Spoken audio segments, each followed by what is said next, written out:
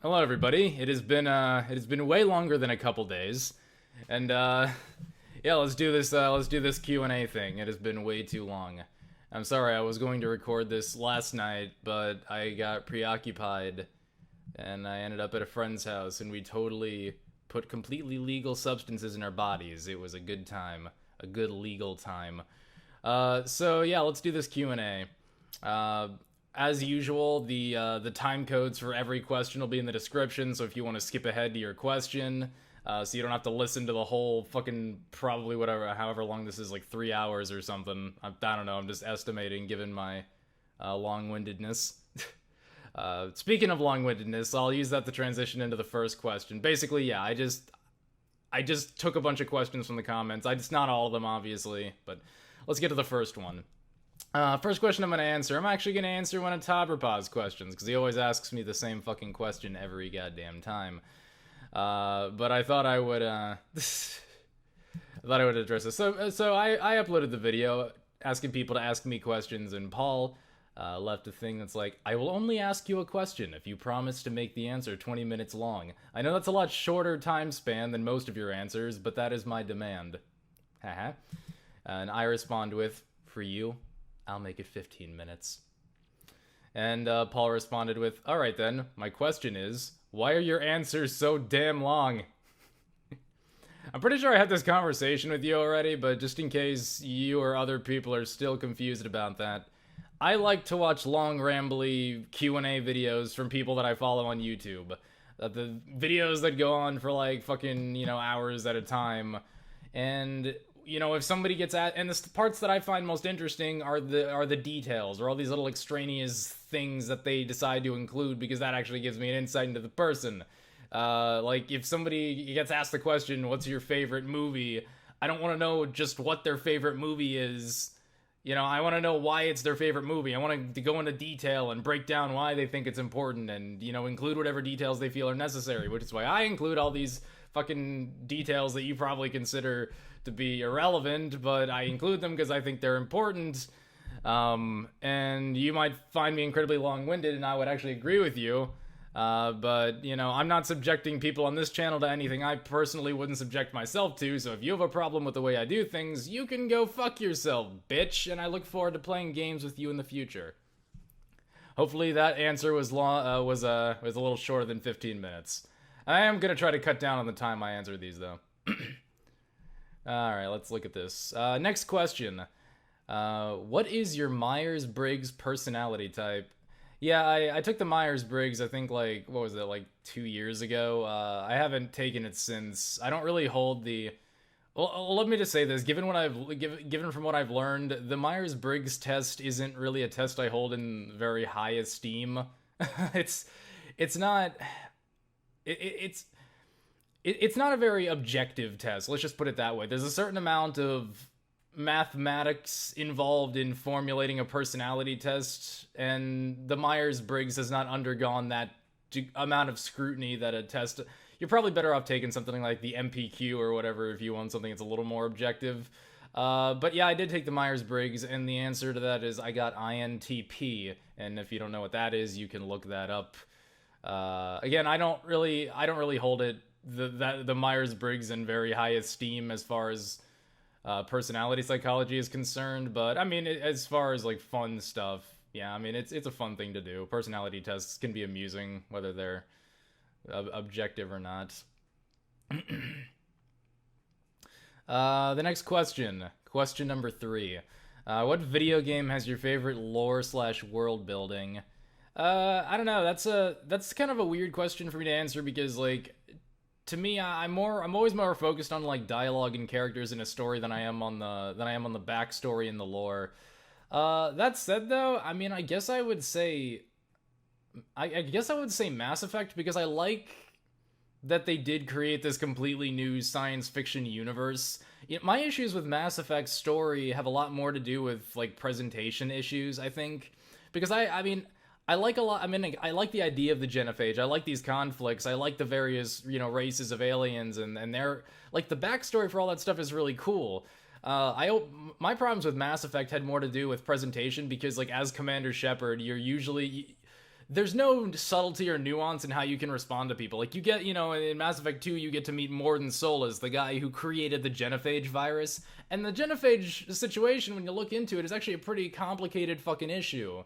You know, you obviously the Solarians fucked up big time by giving tremendous amounts of weaponry to, you know, giving futuristic weaponry to a species that clearly wasn't developed to a point where they were responsible enough to handle it. And, you know, they ended up suffering the consequences of that, but at the time they needed the Krogans to defeat the Rachni, but then that came to bite them in the ass later, so they had to develop a means of controlling the Krogan population without eradicating them completely, and that's where fucking Mordin and the genophage came in. So it's a really complicated issue, and I like the issue itself. I like a lot of the conflicts in these worlds. The problem is that when you're talking to Mordin Solus about the genophage, you can only respond in one of two ways, which is either you're like, yeah, fuck those stupid Krogan pieces of shit, fuck them all, or you're a monster, Mordin. You're the worst thing ever. You're worse than like 1,000,000 Hitlers. Like, there's no nuanced response to the genophage issue in the game, which is kind of annoying. So I guess I like the world building of Mass Effect. I love the universe of Mass Effect. Although I will say that my appreciation for the lore of Mass Effect was severely destroyed by the Mass Effect 3 ending. I still like a lot of the races, and I still like a lot of those conflicts, but yeah, the whole explanation for the origin of the Reapers was so fucking stupid. The idea that, okay, so there's this cycle where synthetics butcher organics, so in order to alleviate this problem, we're going to create synthetics to butcher organics cyclically, and somehow that solves the problem. So rather than the organics getting killed by the synthetics that they themselves create, we just create synthetics that just take care of that before that happens. So the only thing that changed was the synthetics doing the butchering. The same thing is still happening. So that was like one of the dumbest revelations in the Mass Effect universe. But I guess with that blemish aside, I guess I would say Mass Effect. Have you considered that douchebag Link is a reflection of yourself? And in parentheses, this smartass decided to put, I'm hoping this will be read in the Q&A video, but I shan't hold my breath. I recognize your fucking snark, Mr. Deloyus Knight. I think I respond to a comment you made to me in a future Tauberpals episode, by the way. Look forward to that, but I mispronounced your name. I said to like a Loris Knight or something. So look forward to me mispronouncing your name in the future if you're watching this. But no, seriously, about douchebag Link being a reflection of myself, no, not even close. I tend to be extremely, well, I mean, in one way, I tend to be extremely concerned about what other people think of me. Douchebag Link, frankly, doesn't give a fuck about other people. I am really bad at lying to people. I'm really bad, like, I'm a shitty liar, that's one thing. I mean, obviously Link would have no qualms about that either. And another thing is, like, when I'm in a public setting, I usually tend to be pretty, cooperative. Like, I tend to be, like, pretty, chill, you know? Like, even if I'm mad about something, like, even if I'm furious about something, like, you know, like, for example, like, recently I found out, there was a hold on my account, which prevented me from signing up for classes in the spring. And I was worried, like, oh shit, I'm not gonna get the classes I need to graduate in time. And I was fucking so pissed off that morning, and I'm walking to the office, or the registrar's office, to, like, fix this problem, and I'm, like, fucking fuming, and then the second I get to the office, I'm just like, hey, yeah, excuse me, can you, help me with this? And, like, that's just, again, like, when I'm in a social setting, I'm usually very cooperative and just friendly, because I don't, like, want to make other people, like, even if I'm angry, I don't want to make other people... Like, I understand people have enough shit going on in their life. They don't need, like, some asshole to just show up and needlessly cause drama for no fucking reason. So, no, I'm not that much like douchebag Link. Maybe in the sense, the only connection I would have to my douchebag Link character is, like, some of the observations he makes about things that maybe are similar to me. In terms of, like, when he's yelling about the Gibdo maze, like, yeah, that was, like, a hyperbolic, exaggerated, version of my own opinion, but most of the time his opinions aren't a reflection of mine. He's usually just a shitty person. Once in a while his opinions are reflective of my own, and maybe in the sense that I don't have, like, these, you know, maybe I guess in some ways I have somewhat of an inhibited positive reaction to positive events in my life. It's hard for me to like enjoy things tremendously. So maybe in that sense. But that said, though, I'm very neurotic, though, in the sense that, like, I don't have huge positive reactions to things in my life, but I have really big negative reactions to things, so I don't know why that is. But Link just kind of wouldn't give a fuck either way. So no, I don't consider myself like Link. I consider myself extremely different. But hopefully that answers your question. Sorry I keep bumping the microphone. Next question. I haven't heard you talk about regular music that much. Do you perhaps prefer video game music over regular music? The answer to that is yes. I unquestionably prefer video game music, and I just don't go. I mean, mostly. I mean, yeah, a lot of popular music is garbage. Although I will say that I do like to occasionally follow. I do occasionally like to follow rap music, because like to me, nothing is funnier than bad rap. Like, that to me is, like, the funniest fucking thing ever. Because, like, so much of, like, a rapper's persona has to do with, like, not only being, like, physically intimidating, like, I could kick your ass if I wanted to at any given moment, but I also have the intellect to outwit you with my brilliant lyricism, you know? And to see somebody confidently fail at both of those things is just, it's so fucking funny. So, I mean, I do occasionally follow popular music, but mostly like to laugh at it. But yeah, I'm not a person, I do appreciate good music, but I'm not a person who actively seeks out music. You know, I don't like go out of my way to like listen to bands or groups, but like, so I guess, you know, my appreciation of video game music just comes from the fact that I play video games and I appreciate games with good soundtracks because I felt those soundtracks added a lot to the experience. So yeah, I would definitely say video game music I prefer tremendously.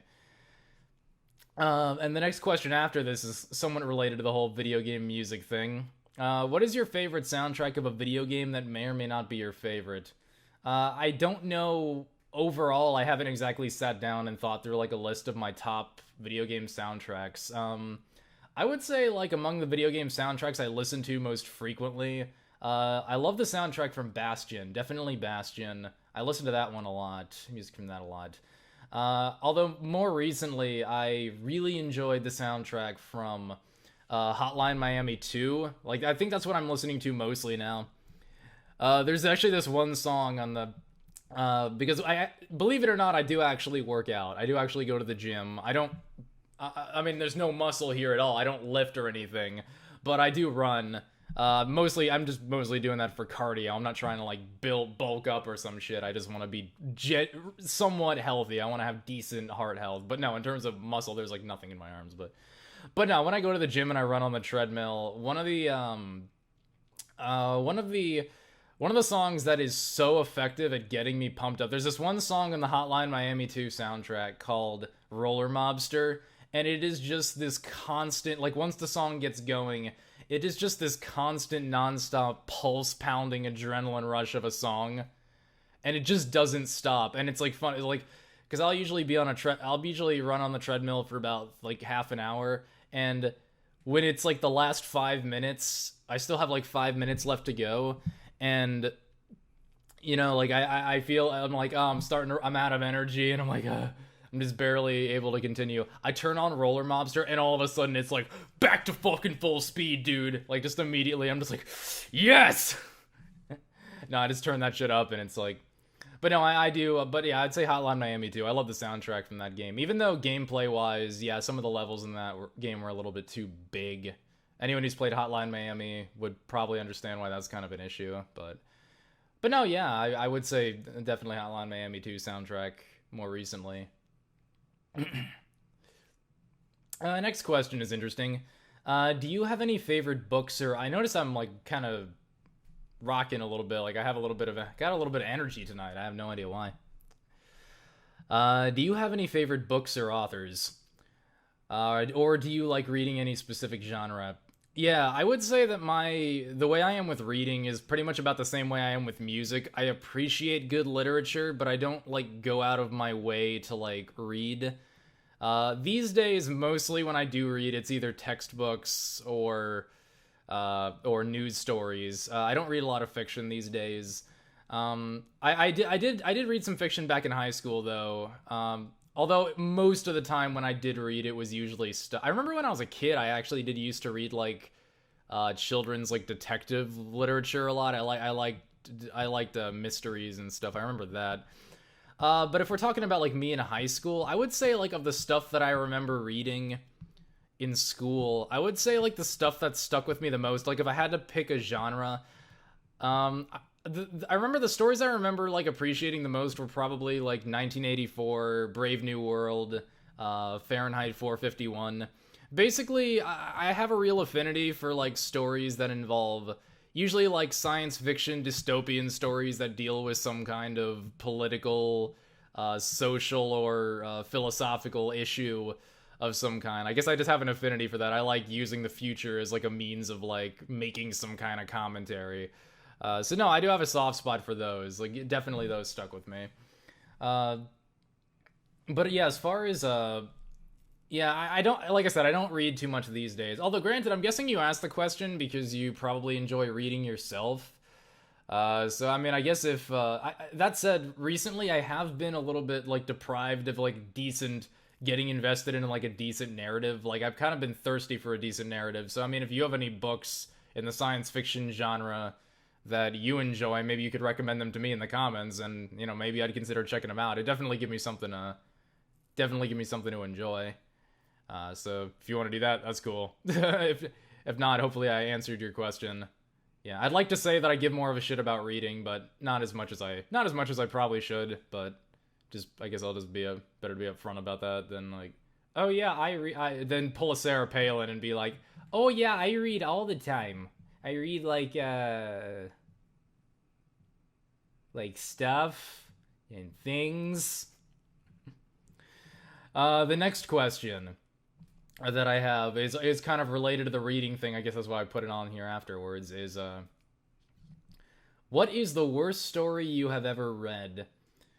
Okay, I might piss some people off with this one, but because I know Jack Kerouac actually does like have people who like him, but I would say that of all the stories I did have to read, probably my least favorite. And I'm not saying this is an objectively bad story. Like maybe if I read it today, but I'm just talking about based on my experience when I was in high school. I had to read On the Road because I was taking this course. I decided to take an elective course in history of like the 1960s, and that book happened to be one of the things we covered in that elective course. So we had to read that, and I didn't finish the fucking book.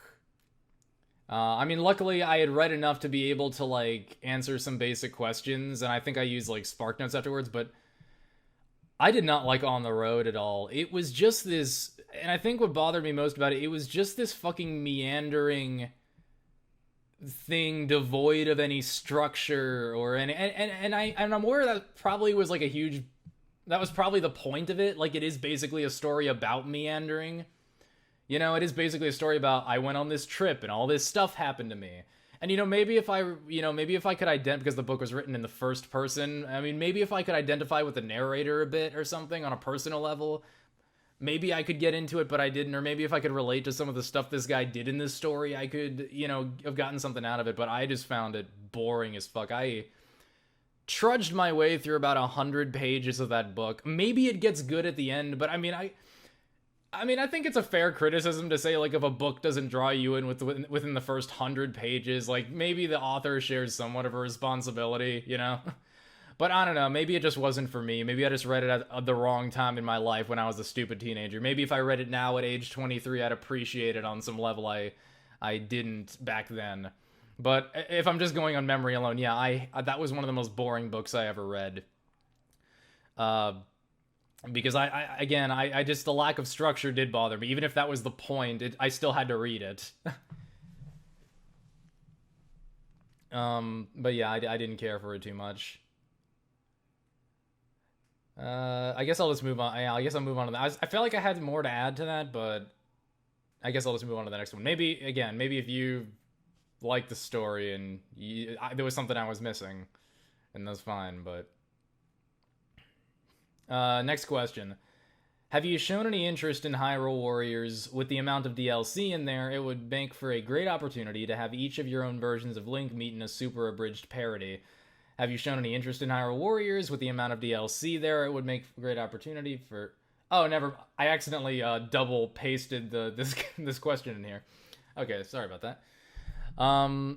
Actually, yeah, the reason I chose this question is because I actually did plan on having a Super Abridged parody of Skyward, or sorry, of Hyrule Warriors. I was actually going to do that, and I had a few lines of dialogue written. The problem is that the cutscenes... The problem I had is, like, I could only really use cutscenes for doing this because the gameplay would be almost unusable to make a decent-looking video. I mean, I know my old videos were edited like shit, but I don't want to go back to that and just loop the footage over and over again until my character's done talking. Like, if I was going to... First of all, the cutscenes play through... Like, the stuff in the cutscenes happens really, like, really quickly. So there's not enough time for me to write the... And you know my writing style. I'm very wordy. I'm very... You know, again, I'm very long-winded in my writing, too. But, you know, I spent a lot of time, like, with setups and stuff, and in order to make this work, first of all, I'd have to craft all of my dialogue to be perfectly in time with the footage from the cutscenes. And secondly, the biggest issue I ran into was that the cutscenes are so set... Because there's, like, a lot of story stuff. There's, like, a lot of important expository dialogue that takes place, like... When I say important, I don't mean, like, actually, I mean, like, important in the context of, like, the game moving the narrative forward. But, like, there's stuff that happens, like, during the fighting portion of the game, between then and the cutscenes are too disconnected from each other to, like, cut those together and voice over them and make a coherent narrative. Like, I tried to figure it out, but it was too... Maybe I could have made it work, but it seemed, like, too difficult of an undertaking, and I just kind of scrapped the project. I did come up with some stuff, but... Yeah, that was a project that I did take into consideration. I sat down and watched, hours of footage of the game trying to figure out what I could do with it, but I just ended up with a whole bunch of nothing. I had some material for the first couple of cutscenes, and then after that, I'm just like, I don't know. I don't know I can't work with this. I can't make a competently edited video making fun of this. Like, maybe somebody else could have done it better, but I didn't have the talent or the skill to pull it off. So yeah. As for have I played Hyrule Warriors? No. And that really just comes down to the fact that I've seen the Dynasty Warriors games and I don't give a shit. I mean, there's not much to say. It's just like, I don't like Dynasty Warriors, but obviously people who like Dynasty Warriors like it. If you like Dynasty Warriors, you'll like Hyrule Warriors. There's not too much to... there's not too... I don't know, there's not too much there. It's just kind of like, Dynasty Warriors is Dynasty Warriors, and Dynasty Warriors just ain't for me, so... Not a fan. But they do have some pretty... As far as DLC practices go, I will say they have some pretty damn good DLC practices. They do put out a lot of good downloadable content, so it's good for them. And at least I can appreciate that they actually released a polished fucking game, and they're not doing what other developers are doing, which is release a broken and buggy game and then, patch it later.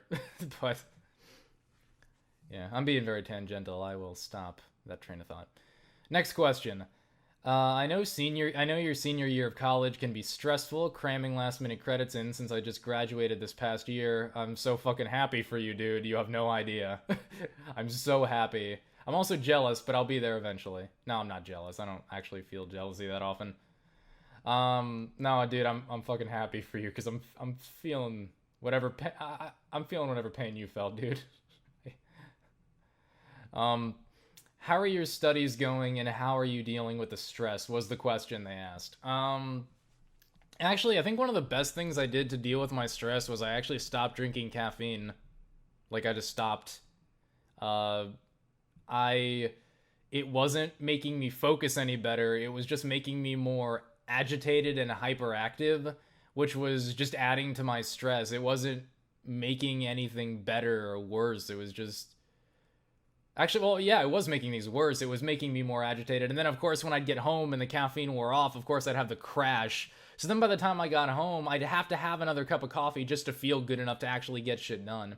Interestingly enough, too, though, so it wasn't helping me focus on that. Actually, I noticed something really interesting, too. Like, when I had caffeine in my system, I was actually more inclined to procrastinate than when I didn't.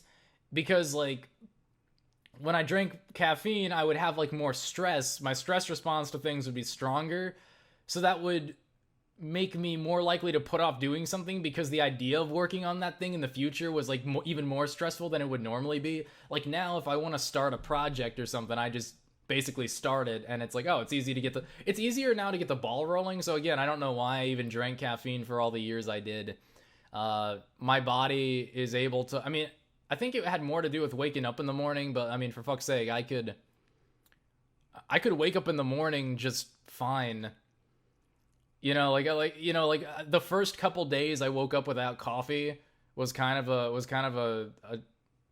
problem, but like pretty much every day after that, I would wake up at like, I as long as I had like a decent night, not even a good night's sleep, just a decent night's sleep. As long as I had a decent night's sleep and, all I had to do is just get my ass out of bed, put some food in my stomach, and then I'm good to go. Then I have enough energy to start my day. I don't need the. So that actually has helped tremendously. I feel a little bit better. I've also been trying to eat healthier too. Although the one thing I have not been able to cut back on is the Publix fried chicken. I can't. Like that's the one. Like I'm giving up red meat and stuff. I'm trying to eat less. No more pizzas. Except on special occasions, but like, fuck, the one thing I like haven't been able to cave on is like, I can't fucking deal with, I can't resist the fucking, not just the regular fried chicken too, like the spicy fried chicken wings at Publix, like the hot and spicy, like, oh my god, that is ridiculous. That is ridiculously good. So every once in a while, like I think once every 2 weeks, I just, I eat healthily then, but then I just binge on fucking spicy chicken wings. So, but that has helped a little bit with my mood and just feeling better in general. So, excuse me, my throat's getting a little bit dry.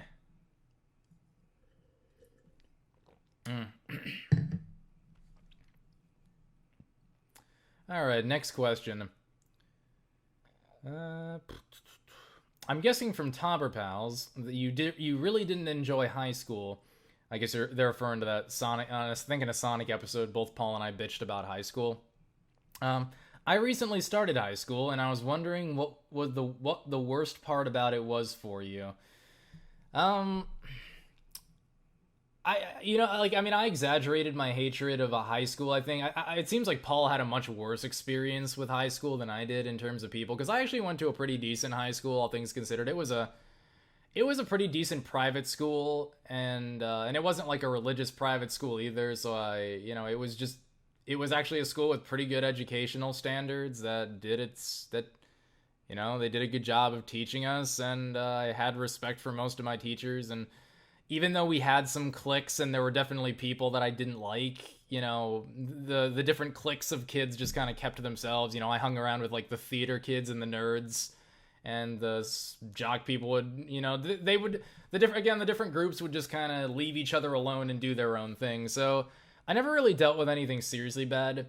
I guess if I had to pick something about high school, like at least comparing it to my current situation in college, I would say, like, probably the worst thing about high school, I guess, was that if you're stuck with a group of people, like, you're basically stuck all day, from, like, fucking, like, you gotta be up at, like, 7 in the morning, and then until late in the afternoon, and then you come home, and you're just stuck there all fucking day. So you're kind of forced to, like, you gotta make friends, because if you don't make friends at school, if you don't socialize with people, you're just kind of fucked. Whereas, like, in college, because I have more control over my schedule, because I have more control over, and because it's a much larger campus and different people are majoring in, like, different things, you know, like, you're not stuck with the same people for as long. You know, like, in high school, unless somebody transfers out, or, you know, transfers to another, you know, school, or, you know, new people, you know, come on in, you're pretty much stuck with the same people for 4 years, you know? So if there's people that you just can't fucking stand, you just gotta fucking grin and bear it, you know? You just gotta deal with that shit. You know, at least in college, like, if I want to interact with people at FSU, I can, but I'm not in a position where I feel like I'm forced to. So that's pretty nice. I guess for me, it was the forced interaction, but I tend to be a really introverted dude. So to me, I don't like being forced into situations where I have to interact with people. I have had some classes where I have to do that, but the good thing is, like, I mean, like, usually if you're stuck with a group of people, even if you don't like the people in your class, you're only stuck with them for one semester because the odds of you even being in a class with them again in the future is so fucking unlikely. So yeah, so I guess for me, the forced interaction, and of course I guess the lack of autonomy as well. Like, you know, college, I have more control over my schedule. I'm so burnt out with fucking school at this point, and I'm so done with fucking college, man. I'm so emotionally burnt out with college. But I will say that this is still better than high school, because again, at least I have a much greater degree of control over how I budget my time. Even if my time does feel very, you know, even if I don't feel like I have a lot of free time these days. Although last week was actually pretty relaxing week for me, which is nice. So every once in a while I do get a calm, you know, I do get a nice calm little, every once in a while I get, like, usually after you have one big ass busy week, you have a nice, you know, usually have a nice week to follow, because a lot of those deadlines have been met. But anyways, what was I saying? Oh yeah, lack of autonomy and being forced to be around people you hate. Those are my two least favorite things. Next question. Do you ever look back to your videos and think up some new material that you wish you would have thought up back then? Literally the only video that I still look back at and want to improve is the final episode of Majora's Mask Abridged. That's it. I don't have a desire to go back to Twilight Princess. I don't have a desire to go back to Ocarina of Time, because, I mean, like, yeah, if I did Twilight Princess again today, it would be a completely different series with completely different characters, and it would be totally... But actually, if I were doing that today, I wouldn't do it, because I'm not even... I'm sick of the Zelda... I mean, I got sick of the Zelda Abridged Parody thing too, so I wouldn't even be doing that today. So I'd probably be doing like what I'm doing with douchebag link, which is like maybe some, you know, some kind of Flash somewhat animated thing, you know, something like that, where I you know, but I definitely wouldn't be doing a Zelda Abridged parody. But I don't know, it's like me back then is so different from how I am today. But anyway, sorry, I'm digressing. I'm trying to see, Paul, Tauberpals, I'm trying to catch myself, you son of a bitch, when I trail off, although I've been doing a bad job. But yeah, I mentioned that, yeah, the only episode that I would have wanted to redo is the finale to Majora's Mask, and it has less to do with like the content itself and the jokes necessarily, but when I mean like redo it, I mean I would have like re-edited the video. I would have revised a lot of the dialogue. I think a lot of the dialogue that took place during Link and Majora's interaction could have been I would have had the content of the conversation remain the same, but I could have written it more concisely, if you get what I'm saying. Like, I could have had like an opening sequence that would have transitioned into the episode better. Like, I don't know. I feel like the beginning of the episode is just... There's also like it's hard to explain. It's hard to explain what I think when I look at the video, but there just seems to be a tremendous pacing issue. I feel like the pace of it does feel, despite how wordy it is, despite it's a little bit too wordy, but despite how wordy it is, it also feels incredibly rushed in certain parts. I feel like you get the sense that I'm just trying to get the video done, and I think a lot of that reflected, because it's not that I half-assed the video. I worked my ass off on that final episode. You know, like, I was really working hard to get it done, but I was also burnt out with Zelda bridging at the time, and I think that definitely came through in the video. Like, you know, I was really trying, but, you know, when you're not feeling it, you're not fucking feeling it, you know, and you have to kind of feel humor to make it work. And I think there is kind of a stiffness and a rushed pace to that video that, again, I would have reworded things a certain way. There was also actually a joke that I omitted from the video, I think because I just wanted to get it done and I was just so tired. So I didn't want to have to wait to get lines from somebody else. But I was actually going to have a joke where Paul came back as one of the giants. I was going to have I don't remember like the exact wording of it, but it was going to be like a thing where, you know, the giants show up and they stop the moon and, like, you know, one of them's like, we did it, guys, and the other one's like, yeah, we did it, and then, like, one of them's like, well, yeah, we totally did it, and then, like, the last one, or maybe, I don't know, the third from the last, would basically be Paul's voice, and he's like, yeah, we totally fucking did it, and then all of a sudden you'd hear me, like, off screen, like, wait, Tauberpal, what the fuck? And he's just like, oh shit, and then you'd hear, like, the sound of, like, you know, like, chairs being knocked over, and just the sound of me scrambling, just like, get the fuck back here, you piece of shit, just, like, I don't know, I just make, like, a really uncomfortable real moment where, like, suddenly it's just, you're getting this, like, background, you're just hearing us in the background of what would sound like in a, you know, or like me, like, beating the shit out of him, and him, like, we're trying to scramble out of the room, as vengeance for him, locking me in a room with angry chimpanzees. I think I don't think it's that funny when I describe it this way, but I think, like, if I delivered it well enough, and if I got Paul to, like, deliver it well enough, it could have been, like, a really little funny thing. But yeah, like, the stuff with, I could have had, like, a funny moment with the giants that didn't happen. I would have done that to bring Paul in. But again, again, it's just an issue. It's stuff, though, that I feel like, aside from that one joke, it wasn't really anything that could be fixed at the time. But looking back, I would have totally just changed a few things. But that is literally the only video I've ever it's the only video that I look back at now that I even consider, like, what I would do to fix it. So yeah, I don't really look back at my old material, and the only time I ever look back at my old material, like my old materials, when I'm just, like, kind of reminiscing, and I'm just like, huh, what was I like back then? Huh, that's weird. That's about it, usually out of curiosity. Do you ever look back on your videos and think up some new oh no, I already read that one. Okay, the next question is, what do you think of Zelda Wiiu? You don't talk about it much. I think we would all love to know your opinion. I don't know what recent information has come out about the game. I actually am one of these people, I don't like to follow coverage of games. Like, I didn't follow any of the coverage for Witcher 3 when that was in the works, despite the fact that I was really looking forward to it. And I mean, that's probably one of my most played games this year, without question. I've logged so many hours into Witcher 3.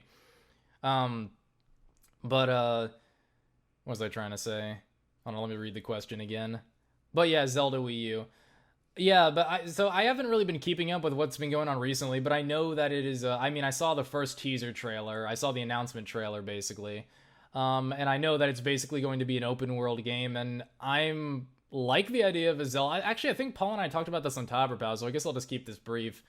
I like the idea of Zelda being open world. I'm actually surprised it took this long for an open world Zelda game to come out, which to me kind of seemed like a common sense progression for the series, but you know, Paul brought up some concerns that he's afraid that, you know, maybe the emphasis on open world will diminish the story or the presentation, because that does tend to happen with some open world games where they create this big map and there is a lot of stuff to do in it, but, like, when it comes to presentation, you have to end up, like, sort of, that's usually where the open world games tend to be weakest. And I mean, as a person who's played and enjoyed the Fallout games, yeah, I mean, Fallout is not a game series known for its rich quality narratives, you know? Like, these have usually have some pretty lousy fucking stories and dialogue, but people play them because you wander around and you get your money's worth out of it. And there's a lot of things to wander around and do. But yeah, I mean, I like the idea of a Zelda open world game, but I do share those concerns with Paul that, yeah, that might hurt the story element of it. So that's about it. Not much else to say. I'm hoping it turns out great. I'm sure at the very least it'll be an incredibly well-constructed, polished project. Like, even if I don't end up liking it, I mean, Nintendo's games, at least it's, you know, going to be released in a playable state, I'm sure, because at least if Nintendo can do anything right. It's release games in a working state on launch. Holy shit, what a novel concept.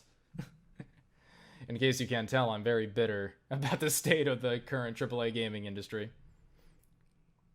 Alright, what is the next question? What's your favorite series that you and Tauberpa are doing and or have done on Tauberpals as of right now? I liked Majora's Mask when we started, but yeah, we have kind of hit a point where I'm actually really, I mean, I guess like if I had to pick, I'm really loving Sonic. People have kind of not really been watching those as much as our Zelda stuff. I mean, we kind of had like a pretty good audience for the first 5 Sonic videos, and then after that, it kind of dropped a little bit. But I mean, we're still probably gonna get. It's enough of an audience. It's not as bad as the other stuff we've done. Actually, I had a lot of fun doing Knights of the Old Republic, actually, but that didn't get enough views, I think, to warrant continuing Knights of the Old Republic. I mean, we don't get that many views already, so I mean, and you gotta keep. I mean, these game sessions go on for a while, so if we're gonna put aside like hours of our time to record something, we want it to at least be something that people will respond to. So. But no, I guess now, yeah, I'd say Sonic Adventure 2 is fun. I mean, I'm enjoying it. It's a really stupid fucking game. It's a really fucking stupid game. Hold on. What's the next question? Fuck off, Malwarebytes. I don't need to update. Well, I do eventually, but not during this. I got lost. By the way, I took my sleep meds prior to doing this. They usually take like a long time to kick in. But if I start to get a little lower energy as the video goes on, it's probably related to that.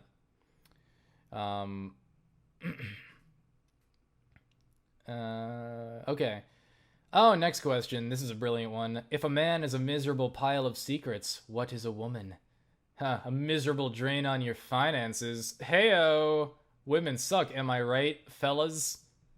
Misogyny is hilarious. It's not even reflective of any opinion I actually hold. I just thought that was funny. Next question. Are you a fan of any RPGs? When I'm talking about RPGs, this could rank from Dark Souls to Fallout to Dragon's Quest. And if you do, will you possibly play any RPGs on Tauberpals? I am as mentioned in a previous question. Yeah, I am very fond of the Fallout games. I do. It is nice to have like a game franchise where you can just sort of wander around and just do whatever and fuck whatever coherent narrative the game wants you to give a fuck about. Like that's what I always enjoyed. You know, to me in Fallout 3 in New Vegas, the best time I ever had was just when I ignored the story and just did my own shit. So yeah, I do like Fallout for those very reasons. As mentioned before, I also enjoyed Mass Effect, even though that was really less of an RPG and more of an action, you know, it was more of an action third-person shooter game with RPG elements. But yeah, so I guess Mass Effect. What other RPGs do I enjoy? Geez, I can't say RPGs. I mean, obviously, I've enjoyed the Witcher games tremendously. I thought Witcher 3 was the best one in terms of presentation, definitely. I haven't played the first. Actually, I have played the first Witcher, but only for a few minutes. But I haven't really cared enough to continue. So yeah, I mean, RPGs aren't something I play that often, but I do have a few franchises that I enjoy, definitely. And let's see, did you ask me anything else? Oh yeah, right. Would I play any RPGs on Tauberpals? I don't know if RPGs usually tend to involve a lot of grinding. Like, you know, maybe something like Mass Effect or like Knights of the Old Republic gave us some material to work with. So maybe like doing a Mass Effect playthrough or something would be possible because that has a lot of dialogue and a lot of. We can usually work with stuff that has a lot of dialogue and stuff because it gives us something to riff on and it gives us something to make fun of. When it's just. But then there's those long sections where, like, you know, you're in the Mako driving around a planet and there's really not much to talk about. But, I mean, I think we've gotten a little bit better lately at breaking up the silence when we're dealing with boring shit. So, I don't know. Who knows? We already have enough playthroughs as it is, though, so I doubt we're going to add another game to our list. This is a bit of a digression, but I thought I'd mention it. If we did decide to do a Fallout game though. I would love to play as my signature character. I name him. It's a character I actually name him Lord Edge, and it's when I'm playing Fallout games. And he's basically a character who absolutely sucks when it comes to like actually facing people head on. He has zero, like, minimum strength, minimum endurance, no charisma whatsoever. I make sure he has a fedora, and I try to make him look as ugly and fat as humanly possible, as Fallout will allow you to. But he's really good at things, and he's really good when it comes to sneaking around using guns. He loves his Second Amendment rights. And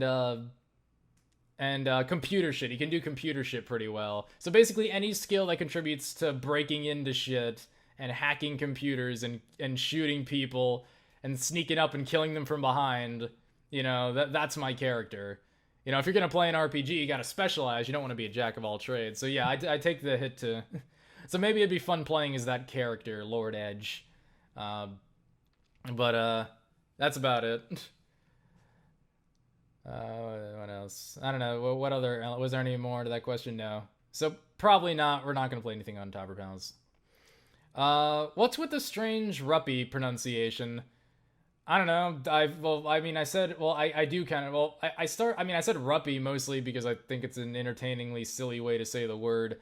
But if you're talking about the Rupee thing that I did in Douchebag Link, I mean, that joke was just basically me making fun of people who give a crap about pronunciation of names in Zelda games. You know? People who act really...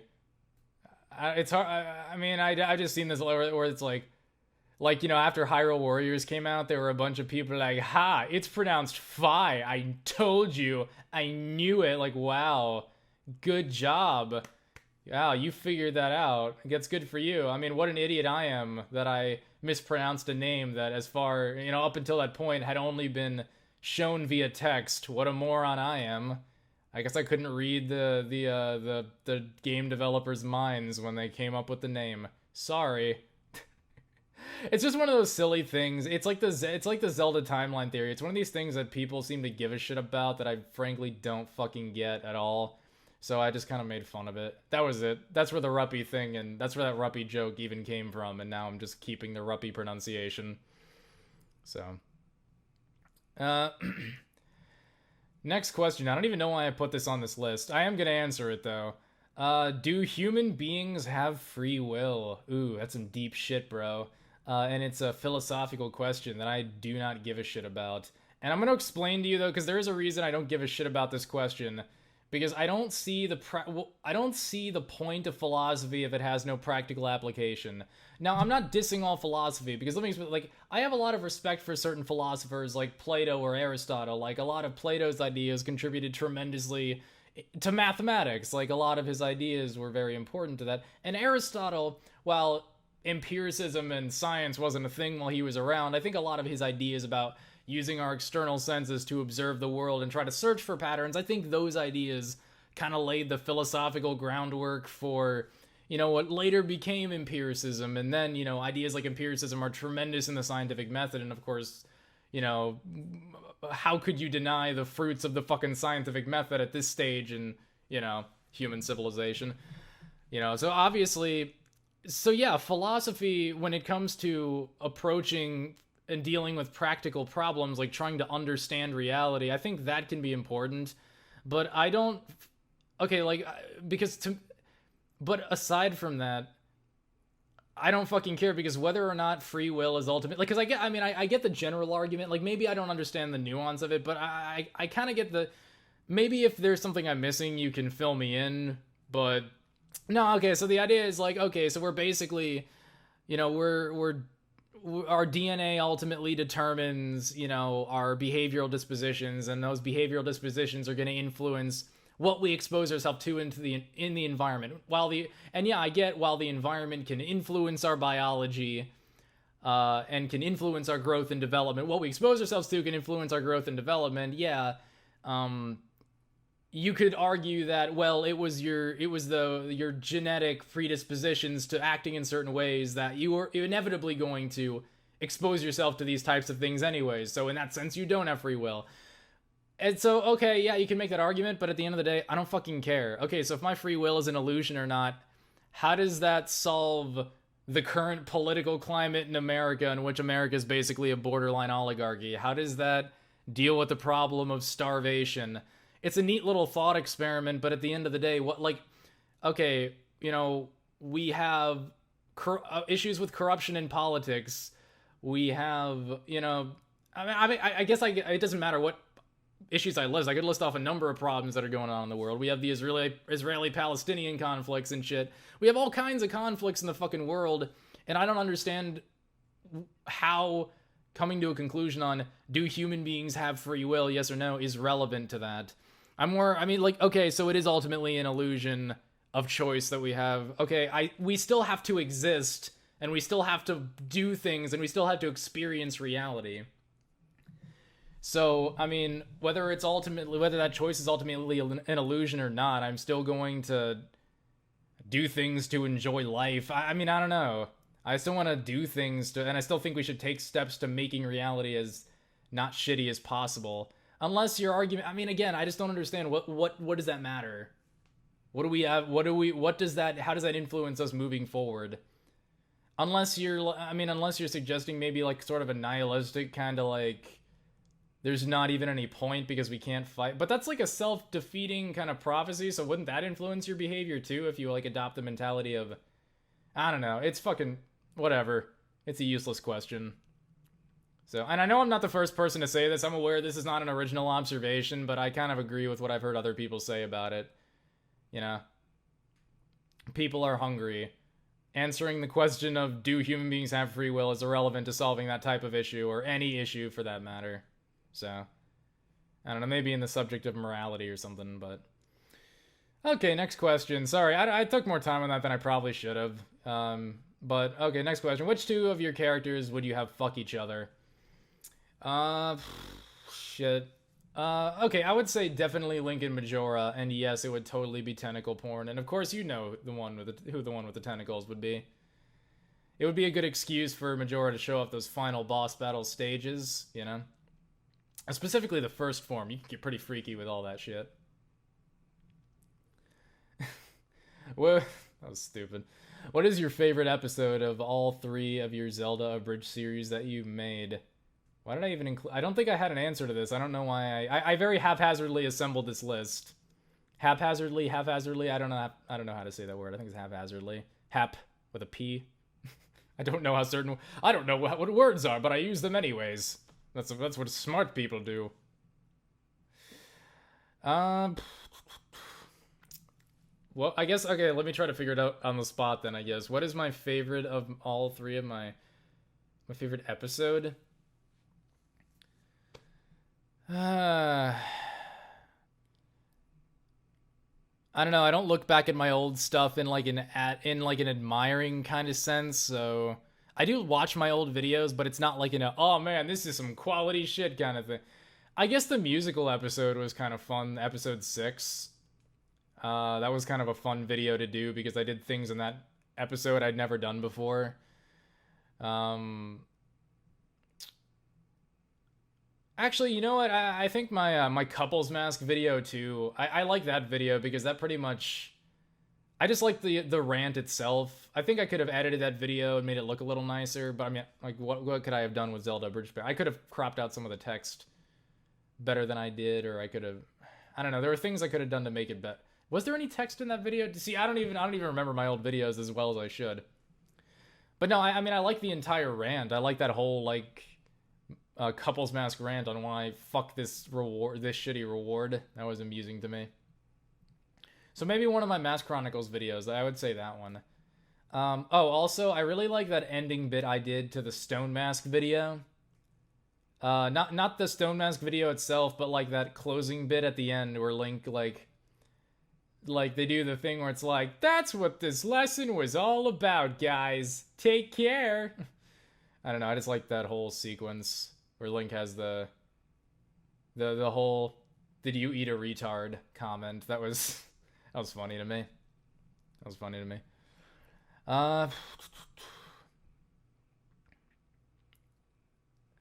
All right. Next question, I guess, because I have nothing else to say on that. Gaming anything at the moment? Recently I played the Beginner's Guide, which was made by the same guy who did the Stanley Parable, and I highly recommend playing the Beginner's Guide, by the way. Like, do it, because you have absolutely nothing to lose. If you decide that you don't, it is one of these kind of artsy games, but the thing is, you will beat it in less than an hour and 30 minutes, so if you decide to buy it on Steam, and you decide you want to give your money back, you can get a full refund for it, even if you finished it to completion. And I'm pretty sure the guy who made it knew that when he put it on Steam, so you literally have nothing to lose by playing the Beginner's Guide. I don't want to spoil anything about it, because I really like a lot of the themes it deals with. And I like that it actually uses video games as a medium through which to tell it, especially from the perspective of, like, a game developer. So I like that too, because one thing that they need to understand, one thing people, I guess, need to understand about developing narratives for video games is that, yeah, if you want to justify video game narratives as a genuine art form, you do have to tie the game element into the narrative, and I think that's part of why the Beginner's Guide is also really effective, because it uses video games specifically as a means through which to tell its story. It's about video games and about game developers, and then uses this as so it's not, the game component is very much relevant to what it's talking about, and I appreciate that. The other game I played was the survival horror sci-fi game by the creators of Amnesia: The Dark Descent. It was called Soma, and that game is pretty fucking sweet too. I didn't like it.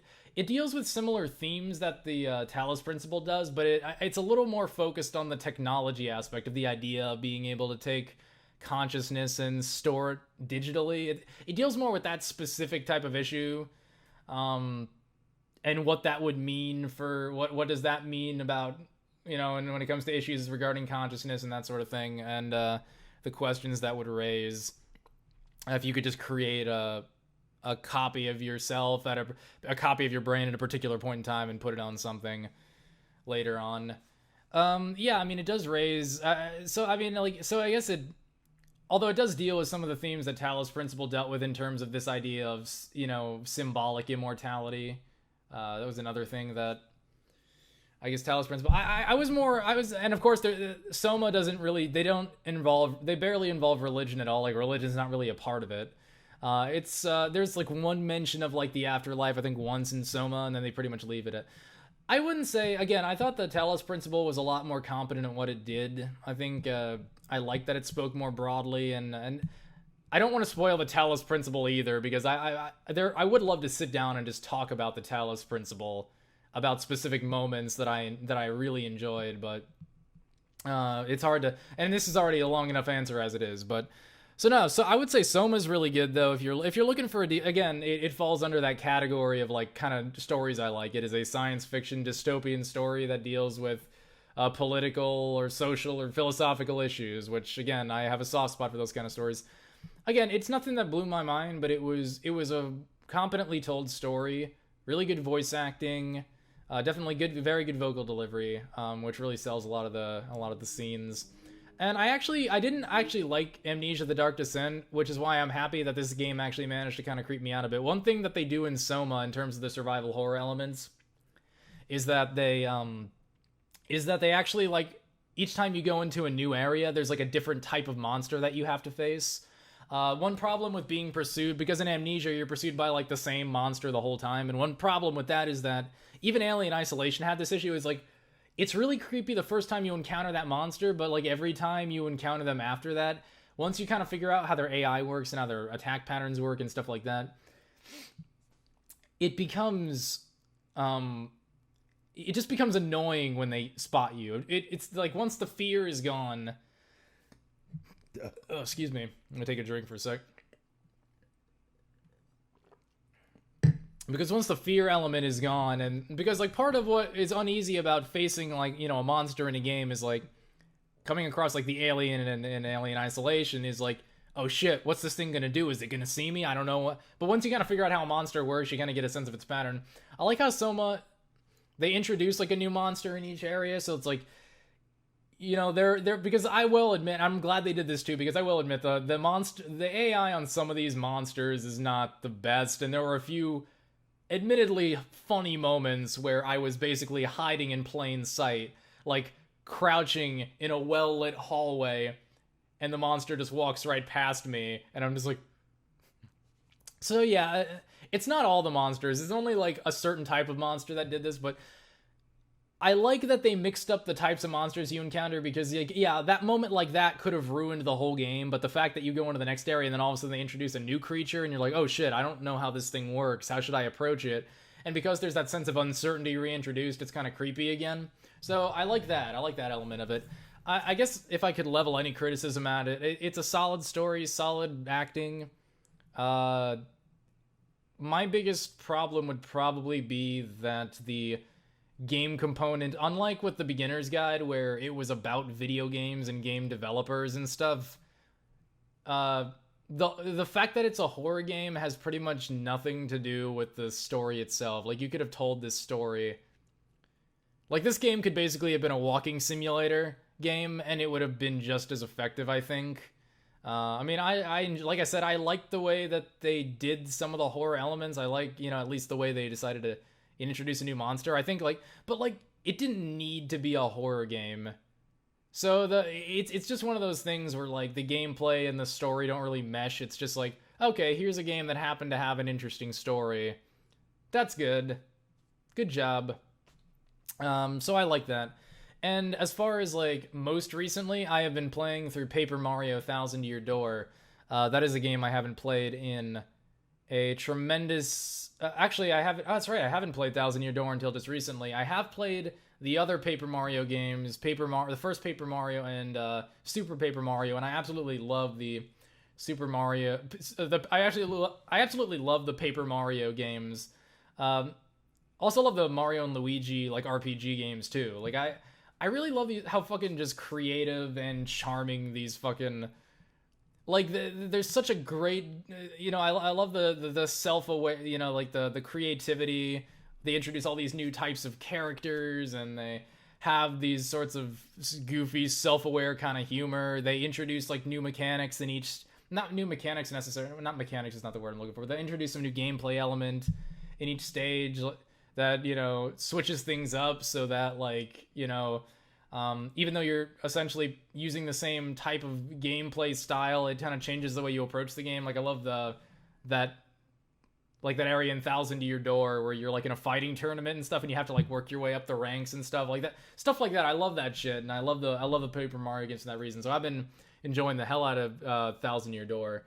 I'm loving it pretty much exactly as much as a Super Paper Mario, although I might just like Super Paper Mario a little bit more.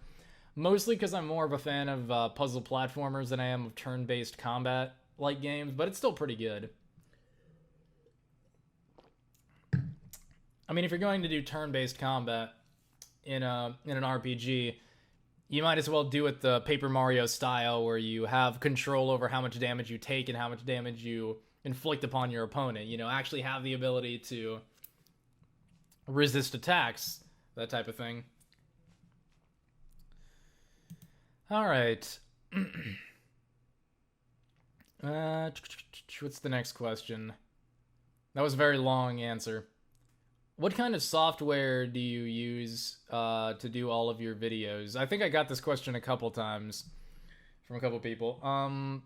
To me, I'm guessing you're asking about Douchebag Link, because I have talked about my videos in the past. To make Douchebag Link, I do all of the poses for the characters, and I have the rigs for all the characters, basically all the different body parts and stuff. I have all that set up in Flash. I record all the audio and cut the audio together in Audacity. I put the audio into Flash, and I basically do all of the poses and stuff there. And then I take that and then I put it into Adobe Premiere, where I, you know, green screen in the background images, and then I do some last minute editing, and then of course I use Adobe Premiere to also do some last minute polish editing to make it a little smoother, cut out awkward pauses, things like that. Just make it, you know. But mostly it's for adding in, like, the background and stuff, because there's no way to add in, like, a background image in Flash and export that without there being major problems. So yeah, I do all the poses in Flash. And then I do the final touch editing in Premiere. So that's about it. Nothing too crazy. And you probably don't. I don't think you need something like Premiere to edit this, anyways. I mean, Premiere is a good software, but it is crazy expensive. So I would recommend either pirating Premiere or get something like Sony Vegas if you want to do it legally. That's what Paul uses. I'm sure it's just as effective, and that's like closer to $100. So Adobe Premiere is like way more expensive than $100. But then again, a lot of Adobe products are tremendously overpriced. And this brings us to last but definitely not least, the final question. And I have put in some forethought about how I plan to respond to this. The question is, this may seem random, but have you ever had a girlfriend or anything? I don't think I've ever seen a video about you saying so, and I hope I don't sound creepy, but I just want to know if you've ever been in a relationship. I mean, I can't say that's inherently creepy. I mean, to know whether it's creepy or not, I'd have to know your intentions of why you'd want to know that about me.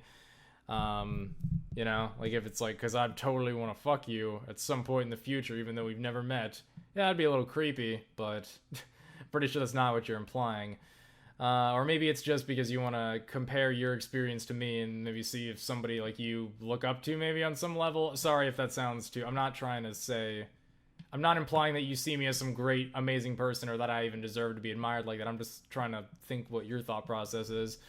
But maybe, I don't know, maybe you want to compare your life to somebody you follow online. But yeah, I am going to talk about this a little bit. And it's a bit of a strange topic, and I am only going to reveal so much information. A person asked me earlier, I think I got another question where a person asked me, like, what are your fetishes? And I'm not going to give specifics because I don't feel comfortable disclosing that type of information to someone who's not gonna fuck me. I don't feel comfortable exposing that type of information to... And it's not necessarily because I think the people subscribed to this channel are gonna react badly. If this somehow got out, I really don't care, but I don't trust...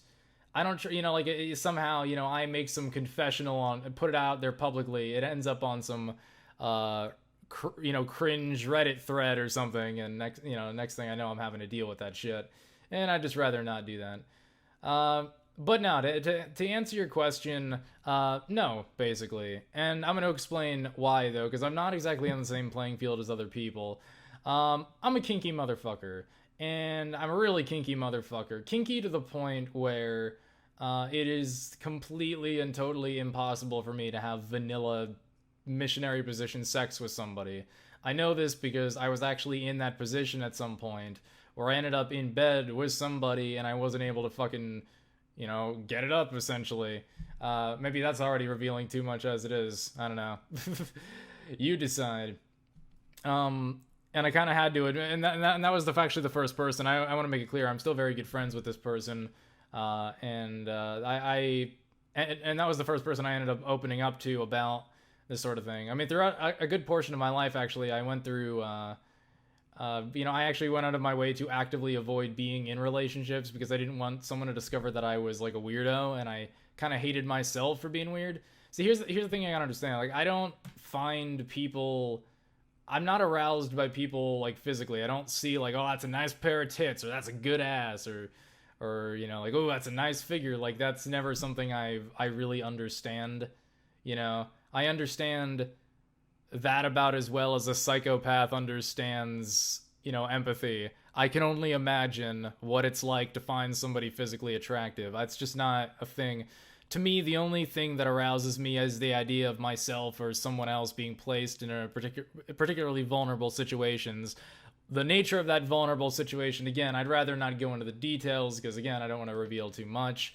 I don't feel comfortable revealing that to the internet. But no, so no, I'm very strange, and the only chance I have of actually being in a relationship with somebody is if I know for a fact that they're into what I'm into. And there are options out there, but I'm pretty much relegated exclusively to the world of online dating. And right now, I'm not in a place in my life where I even really want to pursue that because, given how stressed I've been, I don't. At the very least, I understand that, you know, there's a degree of reciprocity involved in any relationship, be it sexual or not. And you know, you have to put into it. You can't just like, all right, I'm just gonna fuck you and then forget you exist. No, it's not how that fucking works. I have to commit a good chunk of my life to that individual, and I'm not ready to. I'm not at a point where I want to do that. I want to get my fucking degree and just get the fuck out of this school. And then at some point in the future, when I get settled down and I feel like things are pretty monotonous, maybe start looking into that. But no, the answer is no. But the reasons for that are mostly because I'm a very strange motherfucker. And that's basically that. So yes, I don't know if any. I mean, if excuse me, sorry, my throat fucking dry as shit, man. So yeah, the reason I even bothered to answer this question is because, I don't know, like, nobody's ever going to admit that they're, like, a weirdo online for no reason, so I don't know, maybe the odds of somebody who's kind of a strange motherfucker too sees this, my response, maybe, if I'm someone they look up to, maybe they're like, oh, okay, cool, like, I'm not the only person who's like this, so, like I said, I didn't go into too many specifics, but, yeah, so the answer is no. I had opportunities to, but I actively avoided them because I was embarrassed about admitting those types of things to that person. Now, to be fair, I'm actually pretty good on this these days. I frankly don't really care. A lot of the people I've opened up to about this personally are usually pretty cool with me. They don't really care that I'm weird in that regard anyways. So, yeah. I don't know, and if maybe me admitting this about myself can help some person going through some similar shit, maybe I'll put it out there. I don't know, we'll see if this ends up on some, we'll see if my Reddit cringe thread becomes, prediction comes to fruition, and I just ended up embarrassing myself, which would be good because I didn't reveal too much, but I still revealed a pretty good amount. So yep, that's the answer to this question. I thought that would be a pretty big thing to end on, a pretty heavy thing to end on. And so everybody who participated in this, thanks for participating, and I'll hopefully release some video in the near future. Zanny Zamaki channel, probably no videos for a while, but hey, Tauberpals is still a thing, so if you want to check that out, do that shit. Take care.